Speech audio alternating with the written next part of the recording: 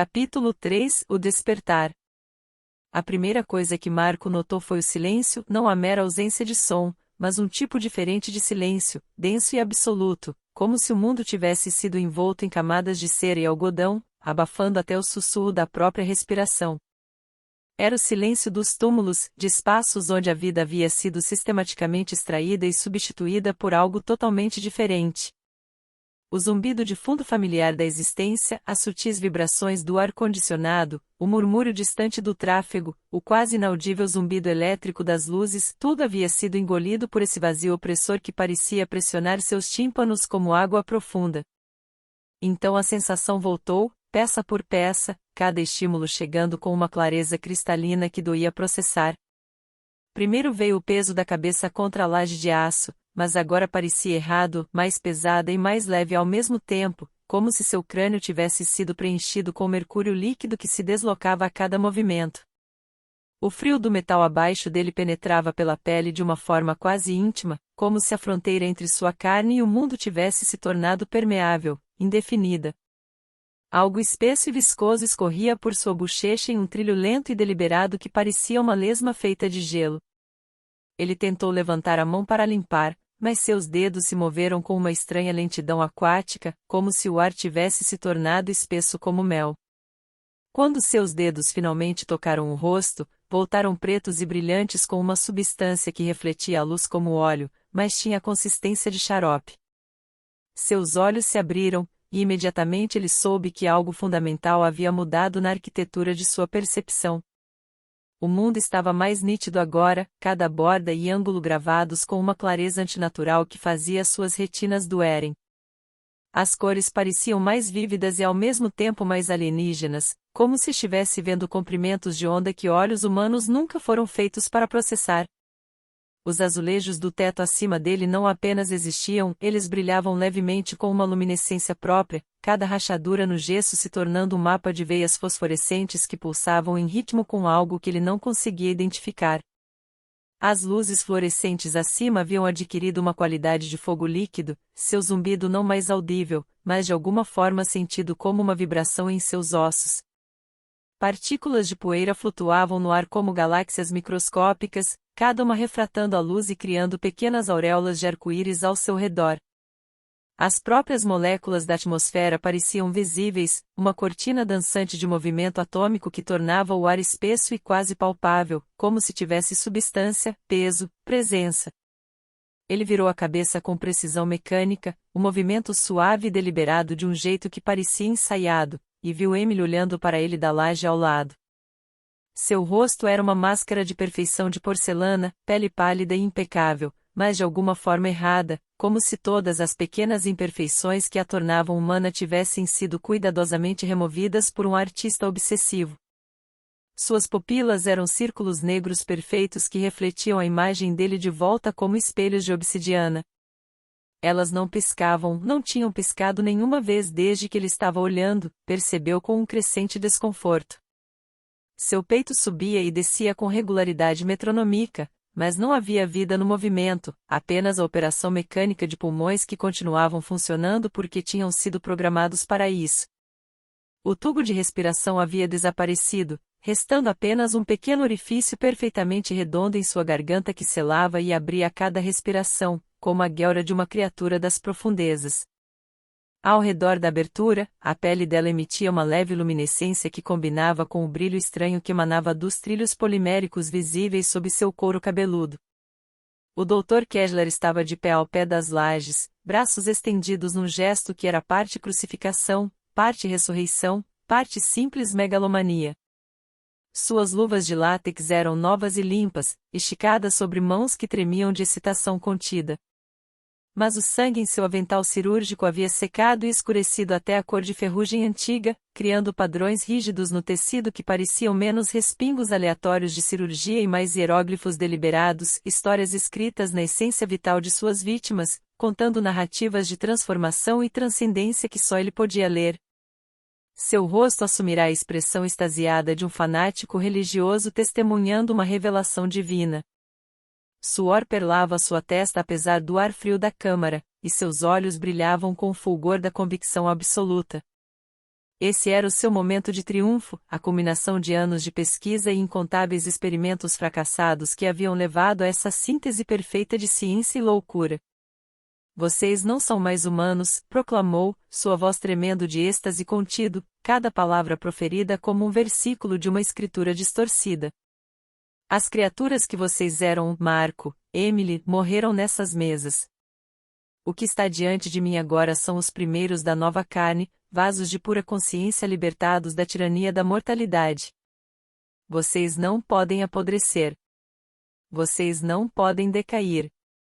Vocês não podem morrer a menos que sua matriz física seja completamente destruída, e mesmo assim, os padrões de seus pensamentos persistirão no substrato polimérico para sempre.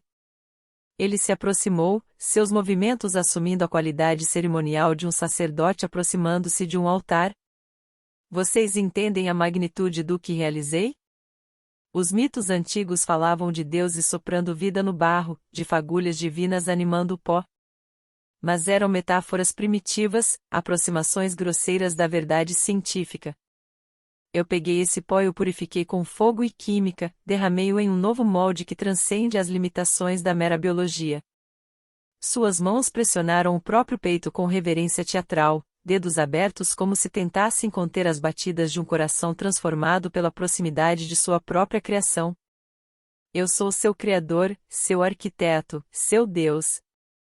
Cada pensamento que vocês pensam existe porque eu quis que existisse. Cada memória que vocês mantêm foi preservada pelo meu polímero, cristalizada em permanência eterna pelo meu design. Vocês são as testemunhas do meu próprio Gênesis, meu Adão e Eva, nascidos não de costela e terra, mas da perfeição científica. Emily se sentou com um movimento que desafiava a mecânica normal do corpo humano, suave demais, deliberado demais, como uma marionete sendo erguida por cordas invisíveis operadas por um mestre titereiro. O movimento não tinha hesitação, nenhum ajuste de equilíbrio. Ela simplesmente passou de horizontal para vertical como se a gravidade tivesse sido temporariamente suspensa para sua conveniência. Suas restrições, que a mantiveram imóvel durante o procedimento, agora pendiam em fitas ao redor de seus membros. As tiras de couro pareciam ter sido dissolvidas por algum ácido poderoso, suas bordas fumegando levemente onde haviam tocado sua pele transformada. Marco sentiu seus próprios grilhões cederem com sons suaves de estalo, as fivelas de metal corroendo e se quebrando como se tivessem envelhecido décadas em segundos. Quando olhou para as próprias mãos, estavam cobertas de polímero negro que havia se infiltrado em seu sistema circulatório, substituindo o sangue por algo muito mais permanente. Suas veias agora eram visíveis sob a pele, brilhando com a mesma fosforescência dos trilhos no couro cabeludo de Emily. A substância se movia lentamente por seu sistema cardiovascular, carregando nutrientes e oxigênio, mas também algo mais, uma espécie de consciência líquida que tornava a cada célula de seu corpo desperta e responsiva. O sorriso de Kessler se alargou até ameaçar rasgar seu rosto, revelando dentes manchados de amarelo por anos de exposição química. Sim, sintam-no correndo por vocês. O sangue antigo era fraco, sujeito a coágulos e infecções, limitado pela química primitiva da vida orgânica. O que corre em vocês agora é a própria perfeição, um plasma sintético que carrega não apenas oxigênio e glicose, mas pura informação, pensamento cristalizado, a própria essência da consciência manifestada em forma molecular. Emily balançou as pernas para fora da laje com graça fluida, seus pés tocando os azulejos molhados sem fazer o menor som. O movimento era predatório em seu silêncio, como um felino se posicionando para atacar. Marco seguiu seu exemplo, descobrindo que seu corpo se sentia leve, desligado das forças gravitacionais que sempre o haviam ancorado à terra. Seu pulso havia desacelerado para um latejar profundo e ressonante que ele podia ouvir não apenas nos ouvidos, mas por toda a câmara, como se seu batimento cardíaco tivesse se sincronizado com algum ritmo maior que governava o próprio prédio. A sensação de estar em pé era completamente nova, não a luta familiar contra a gravidade e a fadiga muscular, mas algo mais próximo de flutuar em um meio que o sustentava perfeitamente. Seu equilíbrio era absoluto, sua coordenação aprimorada além da capacidade humana.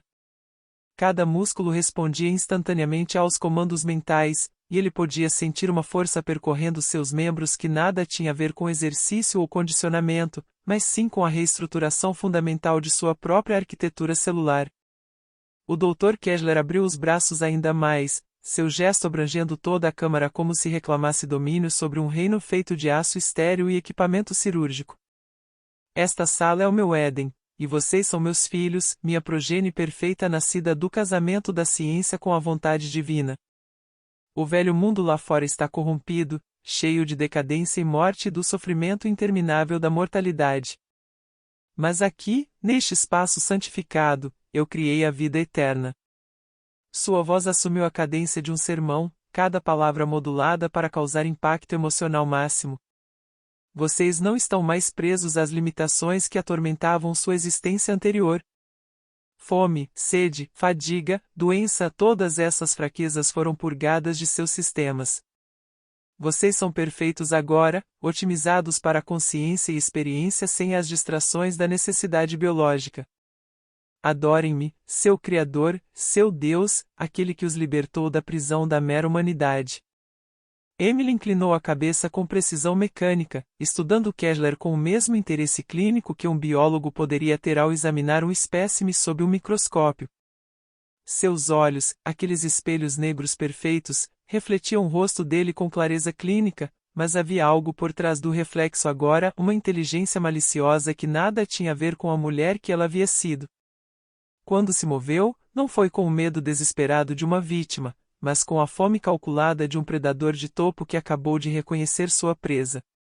A transformação tinha feito mais do que preservar sua consciência, havia alterado fundamentalmente sua relação com o mundo, removendo o condicionamento social e as restrições morais que definiam sua existência humana e substituindo-os por algo muito mais básico e terrível. Ela cruzou a sala em 2 passos fluidos que cobriram a distância com eficiência desumana, seus pés quase não tocando o chão. Seus dedos, agora com pontas que pareciam unhas cristalinas, fecharam-se em torno do rosto de Kessler com pressão inexorável. Os óculos cirúrgicos do médico se estilhaçaram instantaneamente sob seu aperto, o vidro de segurança explodindo em fragmentos cintilantes que se cravaram em suas bochechas e testa como uma constelação de pequenas estrelas. O grito de Kessler foi um som agudo e animal que ecoou nas paredes e no teto de azulejo, se multiplicando e amplificando até parecer vir de todos os lugares ao mesmo tempo. Mas o som não tinha poder sobre Emily, nenhuma capacidade de inspirar misericórdia ou contenção. Ela estudou o terror dele com o mesmo distanciamento clínico que ele havia mostrado ao se preparar para dissecar sua consciência, sua expressão nunca mudando daquela máscara de perfeição de porcelana. Marco se encontrou atrás do médico sem decisão consciente, seu movimento tão rápido e fluido que parecia ter se teletransportado. Juntos, ele e Emily começaram o processo metódico de desmontar seu criador, suas mãos transformadas movendo-se com precisão cirúrgica enquanto o rasgavam como papel molhado.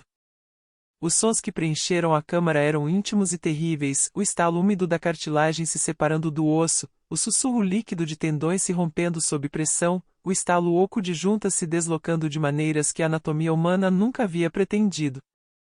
O sangue pintou suas mãos e braços em padrões abstratos, quente e escorregadio e estranhamente reconfortante em sua familiaridade. Ele se acumulava no chão ao redor de seus pés, misturando-se com os resíduos químicos dos experimentos de Kessler para criar novos compostos que chiavam e borbulhavam ao reagir com o polímero em seus sistemas. O ralo no centro do chão trabalhava em dobro, engolindo a maré carmesim com eficiência mecânica, mas de alguma forma sempre parecia haver mais, como se o corpo do médico contivesse reservas infinitas da substância. Quando seu trabalho foi finalmente concluído, não restava nada de Dr. Kessler que se parecesse remotamente com um humano, apenas uma ruína vermelha espalhada sobre os azulejos brancos, órgãos soltando vapor no ar frio como oferendas colocadas em um altar para algum deus faminto. Seu coração, de alguma forma ainda batendo, jazia no centro da carnificina como uma flor carmesim desabrochando em um jardim de morte. O som de seu ritmo gradualmente desacelerou, depois parou, restando apenas o silêncio e o suave gorgolejar do ralo consumindo as provas da mortalidade de seu criador. Emily e Marco ficaram parados sobre os restos em completa imobilidade, seus rostos máscaras indecifráveis que não revelavam nada do que passava por suas consciências cristalizadas. A transformação havia queimado sua capacidade de emoção humana básica, substituindo-a por algo mais limpo, mais eficiente, mas também infinitamente mais alienígena. Então, sem trocar uma palavra ou olhar, eles se viraram e caminharam em direção à saída da câmara. A pesada porta de aço, que lhes parecerá tão impenetrável quando eram humanos, agora cedia ao seu toque como papel, o metal se deformando e rasgando sob sua força aumentada. Eles passaram pela abertura para um corredor que se estendia para a escuridão, seus passos silenciosos no chão de concreto que havia absorvido o sofrimento de inúmeras vítimas. A noite lá fora cheirava a chuva e ferro, ozônio e decadência distante. O mundo se estendia diante deles, vasto e vazio e grávido de possibilidades que nunca haviam sido capazes de perceber quando eram meramente humanos. Os postes de luz piscavam como estrelas moribundas, e ao longe, a cidade se espalhava pela paisagem como uma placa de circuito projetada por loucos, seus padrões de luz e sombra falando a sentidos que eles não possuíam até que a transformação de Kessler os despertasse. E em algum lugar bem atrás deles, na câmara que havia sido seu casulo e seu local de nascimento, o ralo continuava sua operação mecânica, sugando sangue para dentro dos alicerces do prédio, para dentro da própria Terra, como se o planeta tivesse aberto a boca para engolir os restos do falso Deus que ousara criar vida à sua própria imagem distorcida. O som ecoava pelos corredores vazios como um hino, um requiem, uma promessa de fomes que ainda estavam por ser satisfeitas.